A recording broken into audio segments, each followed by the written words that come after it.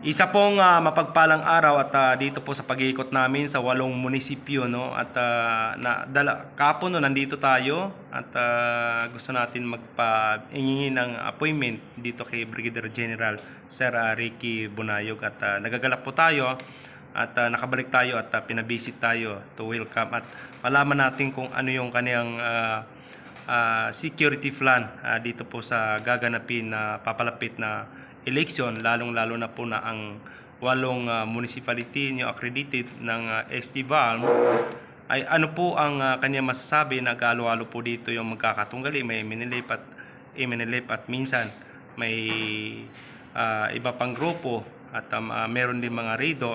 Ano po yung kanyang nasalubin at mga security plan, sir? At kasama po si Angelito Bagues Europa bilang isa po sa presidente namin sa JAM at si Ma'am Sinaida sa TV9 at inyong lingkod Doc Sandigan, si Sinyos Alsuara newspaper, sir. Magandang hapon sa inyo, Sir Doc, Angel, Ma'am Sen. Bilang bagong organized na political entity, nag-undergo din ng birth pains, challenges ang pagbuo ng SGA. Yung nagpagkwentuhan nga namin kanina, sa pagbigay pa lang kung ano yung appropriate na pangalan para sa probinsya na ito, ay isa sa mga dapat tutukan. So, first and foremost, para napansin ko, supposedly sa isang province and then sa subsequent na mga munisipyo, dapat mabubuo talaga dapat yan yung Peace and Order Council. Unfortunately, ang bumubuo ngayon ng SGA ay mga appointed pa lang. Appointed na administrator, recently na-appoint na MP si Sir Boots Malang, at yung mga OIC mayors ng 8 munisipyo. Nang pagdating ko dito sa 602, isa sa mga unang pinuntahan ko ay si Sir Boots Malang bilang administrator ng SGA. Bumuo kami ng isang meeting kaagad. Napatawag natin yung kasama na nag-attend ang 8 OIC. Yung iba hindi nakarating kaya mga administrator nila yung nagpunta. Pero hopefully sa sunod namin napatawag na meeting ay mag-attend na sila because this is very serious matter na dapat sila mismo ang nandoon at kasama natin i-discuss kung ano yung mga plano. And then sinama namin mo especially ang mga commander ng PNP units na nandoon sa kanila. Isang issue yan. Una is hindi pa nabuo ang PPOC kaya binubuo natin ngayon. Pag nabuo na yung PPOC, it will trickle down pababa para makapagbuo naman sila ng Municipal Peace and Order Council. And then, part ng, aside sa civil society organizations na part din ng POC, major components dyan yung LGU, ang Army, PNP. Unfortunately ngayon, may kunting challenge ang pag-assign ng PNP dahil hindi pa buo at hindi pa ang sistema ay ongoing pa lang ang pag-structure. Ang component ng PNP na na-assign doon ay binubuo pa lang ng provincial mobile force at hindi pa sila yung chief of police mismo. Sila ay mga tinatawag na team leader. Ibig sabihin temporary. Ang arrangement nila ngayon, in-emphasize kasi talaga natin yung peace and order because no development will happen pag hindi maayos yung peace and order. And the major player for instituting peace and order in an area ay ang PNP, and they will be backed up, suportahan namin sa Army. So, yun yung una namin ginagawa ngayon. We hope na by next week ay matuloy na namin yung sinimulan namin na meeting, coordination with both sa provincial level and din sa municipal level para mas maayos namin yung arrangement kung paano mag-function yung PNP dahil parating na ang eleksyon. So, na-mention mo kanina ang nakalatag na plano ng 602 Brigade sa coming election. Yun na, continuous ang ating collaboration, cooperation, and partnership with the administrative government ng SGA BARM. through MP Butchmala. And aside sa pag-meet namin ng mga OIC mayors, part ng aming plano is i-meet din namin ang mga higher commanders both ng MNLF at MI. As we all know, nasa transition period pa tayo, kailangan talaga namin i-involve ang lahat ng stakeholders. So, it will be a partnership collaboration between the LGU ng SJA BARM and its 8 municipalities, yung mga BLGU ng 63 barangays, PNP, Army, civil society organizations, isama na din natin ang ating mga brothers sa MNLF and MILF. Kasi sila yung nasa ground. So far, and it has been going on for 3-4 years already, maganda ang coordination ng Army, ng PNP, and sa mga brothers natin ng MILF sa ground. Admittedly, sila yung karamihan na merong naka-establish na structure. So, nakita namin yan na importante na ang partnership ay pagpatuloy namin kasi meron na silang mga nakalatag na sistema doon na pagka i-combine natin sa dapat na usual na gagawin ng isang LGU pati ng government agency like the Army and the PNP ay mas mapabilis ang ating transition. So we are looking into na maplastar natin yung situation ng LGU, ng PNP, and then of course, andito naman na kami, ang Philippine Army, specifically ang 602 Brigade at ang aming dalawang batalyon na nasa ground, 34th IB under kay Lieutenant Colonel Ed Batinay and ang 40 IB under kay Lieutenant Colonel J. Dumaghan. So far, nakalatag na tayo, but still a work in progress.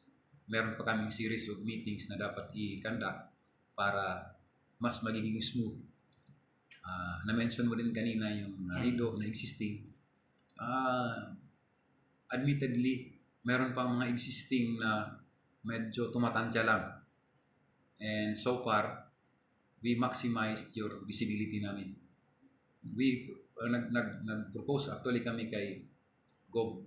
Lala Mendoza of Cotabato Province kasi hanggang ngayon nagsabi pa rin siya na tutulong siya ang government ng province ng North Cotabato para ang transition into mas magandang pamamalakan ng SJA BARM, mga anak man din sila ng Cotabato, ay tutulong pa rin siya. So, nag-recommend kami, actually meron kaming nare-recommend na concept. Yan yung tinatawag namin na Mobile Security and Anti-Criminality Response Squad. Binubuo yan ng mga tropa na nakasakay sa isang vehicle na mag-conduct ng unscheduled patrol to discourage criminality and of course to solve kung meron ng criminality. Marami kaming naka-plano in line para masustain natin yung peace na nakamasa natin ngayon and para mas ma-involve pa ang ating mga kababayan. So yun yung direction ng 602 Brigade in as much as helping sa anti-criminality campaign and in preparation sa ating national law and local elections ngayong May 12. Makonsider ba natin, General, na dito sa area of responsibility po ng 602, meron bang color coding na red, orange, or anything na meron pong hotspot? What we wanted to impress on our people sa ating mga kababayan is ang Army ay wala talaga kami pinapanigan na political color. So we respected kung ano man yun, green, red, and in between. Ang instruction sa amin ni Division Commander Major General Donald Gumiran at ni CGPA Lieutenant General Roy Galindo na we will secure everyone para lahat ay makaikot na safe, makapag-campaign kasi pagkatapos ng lahat yung mga ating mga kumakandidato ngayon ay mga nagbo-volunteer na mag-serve sa mga tao. So, ang gusto nating maparating is dapat mapuntahan nila kung ano yung pinakaliblib na lugar ng ating area para masabi nila kung ano yung platform nila, kung sila ang mamuno. Para ang mga tao na ang pumili kung sino yung pipiliin nila na magiging leader nila sa mga incoming next 3 years. So, yes, merong color, but we respect all of them, we secure all of them. Happy kami dahil nagkaroon ng turnover ng 41 na iba't ibang uri ng baril ng nakaraang mga linggo at nakabawas ito ng posibleng mga fatalities or engagement bago ang election na darating. Sa palagay po natin, General, walang third party na posibleng manghimasok upang gulihin ang matiwasay na election ngayong May 12. Unang-una is, we believe na marami pang mga baril na nandyan sa palibot. Kung mapansin niyo yung 41 na initial na nakita natin sa 34th IB, iilan lang doon ang nasa maayos na kondisyon. In short, yun ay mga medyo sira na. But we accepted that as a gesture ng ating mga political candidates, pati ang ating mga barangay na LGU, na nandun yung commitment na tumulong para maano talaga natin, magkaroon tayo ng gunless, gun-free na society. Kaya doon din sa okasyon na yon, sinabi ko din naman sa mga nag-attend na kung gusto natin magkaroon ng baril, hindi naman bawal yan. All we have to do is to register our firearms, go through the process, kumuha tayo ng lisensya. Kasi tuturuan ka din paano i-handle yung baril. So, ang tawag doon is responsible gun ownership. So, walang problema na mayroong baril. As long as it is accounted, you are licensed and you are properly trained para hindi ka makasira. Imbis na maging depensa, makakasira ka pa, di ba? Meron pa rin tayong criminality na na-observe ngayon, siguro dahil sa election period. Pero, kung ikumpara mo yun sa previous years, mas okay ngayon ang ating numbers. Mas lower, and then the response time ng Army at ng PNP ay mas mabilis. And makikita mo talaga na nag-mature na some more ang ating mga kababayan. Pero hindi yan pwedeng rason para magkumpiyansa. Tuloy-tuloy pa rin ang ating effort. So yun yung effort na ginagawa natin ngayon. Tuloy ang ating paghikayat sa ating mga LGU hanggang sa barangay level na hikayatin ang mga kababayan natin na mag-surrender na ng mga baril. Ang bottom line dyan is dapat magtiwala sila sa authority. Magtiwala sila sa amin na kaya naming panindigan at kaya naming patakbuhin ang ating komunidad na hindi na nila kailangan magdala ng baril. Ano pa yan? Nasa growing up stage. But we expect na mag-develop natin ang sistema at magkaroon ng cooperation ang ating mga kababayan in the next months to come. And iyan yung pinaka-the best na showcase natin this coming election na hopefully ay walang drastic or major na incident na mangyayari. General, ano yung masasabi niyo doon sa atin makakaliwang grupo, Bangsamoro Islamic Freedom Fighter? Alam po natin na medyo sa paligid niyo ay meron mga ganun kasi hindi po maiwasan yan. Ano yung mensahe niyo at may kayat sila na magbalik loob sa pamahalaan at sa inyong pamumuno? At pangalawa po, kung sa eleksyon na pa ay itong mga teacher natin na mag-serve nung pagpipili ng ating mga politiki, how to secure and other civilian at katulad po nila ng mga teacher? Ang warning talaga namin sa mga may baril ngayon, lalo na yung mga nasa kabilang side, ay huwag nilang gawin yun. Kasi obviously, yan ay labag sa batas. Pero looking at the other side, may reason actually na ang iba ay nagdala ng baril kasi gusto nilang iparating ang kanilang mga hinaing sa gobyerno. Thankfully, buminuo na ang BARM para magkaroon ng, di ba, autonomy na sa Muslim community ay mga Muslim ang karamihan ng leader. Of course, i-elect yan. So, karamihan ng mga hinaing ng mga nasa kabilang side ay na-address na rin ng ating pamunuan ng gobyerno ngayon ng BARM. Hindi kagad natin yan i-expect na ma-address kagad. Ura-urada. Kasi it will take time. Kasi ano yan naipon yan through the years. Pero ang ma-assure natin is that ang ating mga leader na nakaupo ngayon at yung mga i-elect ng ating mga kababayan ay gagawin nila yung kanilang dapat gawin at susuportahan namin yan ng PNP. So, kung meron man silang balak na manggulo, may mga konsensya naman tayo. Ang hinahanap naman natin dito ay kapayapaan at pag-unlad.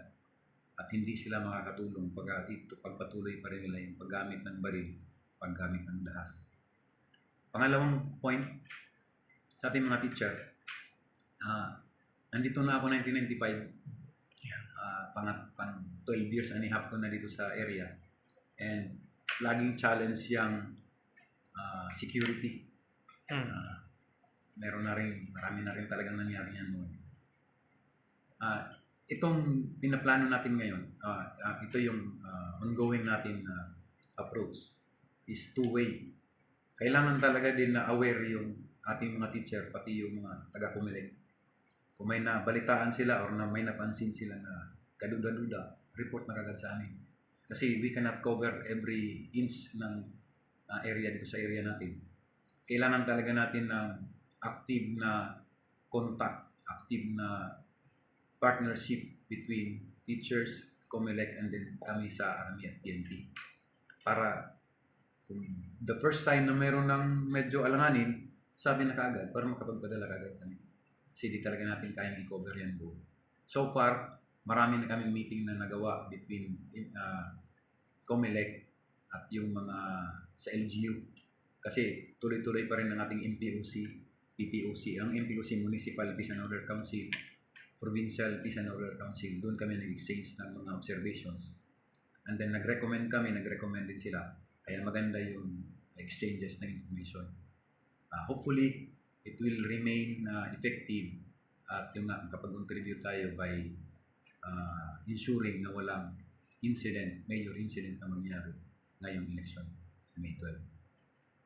So, Lastly, last question.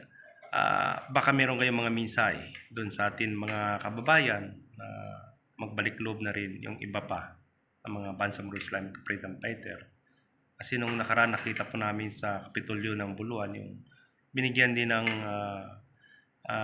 time ng ating 6ID, yung ating 18 na nagbalik loob at binigyan ng kabuhayan ng Governor by Mariam Sangki Mga Dadato. Baka meron pa dito, lalong-lalo na kayo ay malapit na at matagal na rin kayo dito bilang kasundaluhan natin. Ang area ng 602 Brigade ay nakakasakop ng 4 na province actually. Automatic ang province of Cotabato. Meron din kaming 2 bayan sa Maguindanao del Sur. Isang bayan sa Maguindanao del Norte, Northern Kabuntalan. And yung 8 munisipyo ng SGA. So, we are dealing with 4 provinces.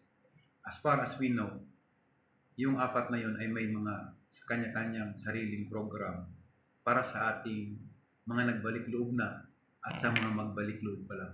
We assure them na pagka mag-express sila ng kanilang intensyon na bumalik, ay tutulungan namin sila na hindi lang being transition into balik sa mainstream ng society, kundi matulungan din namin sila, ilapit namin sila sa mga kinaukulan natin sa provincial and municipal government para yung mga existing na program ng gobyerno when it comes to livelihood and other matters na makakatulong sa kanila pagbalik nila sa mainstream ng society ay may provide namin sa kanila. And of course, security. Kasi we will make sure na safe sila pag bumalik na sila. Katulad po dito, General, dito sa way ng mga Banisilan, sa Alamada, I know na meron pa tayong naririnig na mga MPA. Kung sakaling sa mga grupo po ng LCAC, ano po yung inyong may tutulong kung sakaling may mga nagbalik loob ng mga katulad nila? Ano yung ma-assure na maging mabinipis nila sa ating mga kasundaluhan? 1 month ago, meron tayong surrendery. Yan. Actually, may sakit siya. Tinulungan natin ng ospital. And then, nag-surrender din siya ng baril niya. At nailapit din natin yan kay Goblala. Kasi dito sa side ng taas. At nabigyan naman siya ng livelihood program, livelihood package. So, meron pang iba dyan. Nakikita na nila kung ano yung ginawa ng gobyerno sa mga nagbalik loob. Sinigurado natin na mabigyan talaga sila ng atensyon. At yung nga, kung ano ang reason bakit sila nagrebelde ay gagampanan ng current na government para wala na silang reason na magdala ulit ng baril at lumaban sa gobyerno. Kasi ang mga reason kung bakit sila nagrebelde in the first place ay na-address na ng ating pamunuan. Maraming salamat. Baka may katanungan si kasamang Dugis. Nag-come up na kasi sa mga iba't ibang dako yung mga namamatay ng mga election officers, so affected din yung mga iba't ibang meron yata sa part ng US na mukhang under control na ng ating kasundaluhan. At marami yan, halos every other day may mga namamatay. Sa palagay ninyo dito sa area ng 602nd area, walang ganong report na dumating po sa Actually, proactive kami. Mula nung nag-start yung campaign, national campaign period in January, lahat ng army units sa buong 6th Infantry Division ay aware na po dyan. Having been here and from our previous experiences. Yun nga lang, meron talagang mga isolated na case. Just the same, ang aming effort na mag-collaborate, mag-partner sa ating mga COMELEC election officers ay tuloy-tuloy. 2 weeks, 10 days ago, meron kaming final coordinating conference at nilatag na natin doon kung ano yung dapat na measures. We recommended kung ano yung mga approaches nila, anong dapat nilang gawin. And most of them, karamihan na sa kanila, lalo na yung medyo alanganin ang pakiramdam sa balibot, ay meron na rin nagsisecure sa kanila, either from the PNP or the Army. So, we are doing everything para ma-ensure na ang pag-conduct ng election sa May 12 ay magiging mas peaceful as much as possible. And it includes securing our teachers and our COMELEC officers. At we will ito pagpatuloy po namin gawin yun hanggang, kasi baka tatlo ang eleksyon natin ngayong taon eh. After ng May 12, meron pang October sa parliamentary election. At pagka sinuwerte pa, meron pa tayong pangatlo sa December. Kapitan, So, yung barangay kapitan. sa barangay elections. So our efforts will continue hanggang sa katapusan na ng taon ito. Kung gusto ba nila mag-election next year, why not? The Army 602 Brigade is always ready. So, siguro mensahe po para sa lahat ng mga mamamayan natin sa area ng North Cotabato, sa Maguindanao Sur, Maguindanao Norte, SGA, always na maging sumunod lamang sa batas upang mapanatili ang kapayapaan. Yes, sir. Ready ang ating 602. Ayan, Headed by Brigadier General Sir Ricky Bonali. minsan. Sa lahat po ng ating mga kababayan dito sa nasasakupan ng 602 Brigade, yung SGA, ang Maguindanao del Norte, Maguindanao del Sur, particularly ang mas maraming area dito sa North Cotabato. Asahan po ninyo na ang effort ng Armed Forces of the Philippines, particularly ang Philippine Army 602 Brigade, ang aming mga batalyon ng 34th and 40 IB ay tuloy-tuloy. Yan po ay ina-adapt po natin ang whole of government approach. Ibig sabihin, hindi lang ang Army ang gumalaw, kundi kasama ang PNP, ang ating provincial and municipal LGU, pati ang ating national government through COMELEC and yung sa local counterparts. At ang mga NGO, kasi alam natin na pagka lahat ay nagsama-sama para sa isang adikain, may magandang mangyari talaga dyan. So far, sa side ng 602 Brigade, nakita natin na effective ang ating mga ginagawang approach para mapanatili ang kapayapaan at order habang ongoing na ngayon yung election campaign. as much as possible, sinisecure talaga namin lahat ng mga rally, lahat ng mga galawan ng mga kandidato. Kasi we believe that by providing the services and the security that each candidate needs, ay masabi nila kung ano yung platform nila at makapagpili talaga ang mga tao kung sino yung karapat-dapat na mamuno after ng May 12 election. So, asahan ang full support ng 602 Brigade, ng 6th Infantry Division ng Philippine Army sa parating na eleksyon. And kung meron po kayong napapansin sa palibot ninyo na dapat nang i-report sa amin, huwag po kayong mag-hesitate. Report ka agad para makapag-action kagad ang Philippine Army. Of course, kasama namin lagi ang PNP. So, we wish everyone good luck and pangalagaan po natin ang ating bayan. Maraming salamat po. Maraming salamat. Yan po si Brigadier General Ricky Bunayo, Commander ng 602nd Brigade.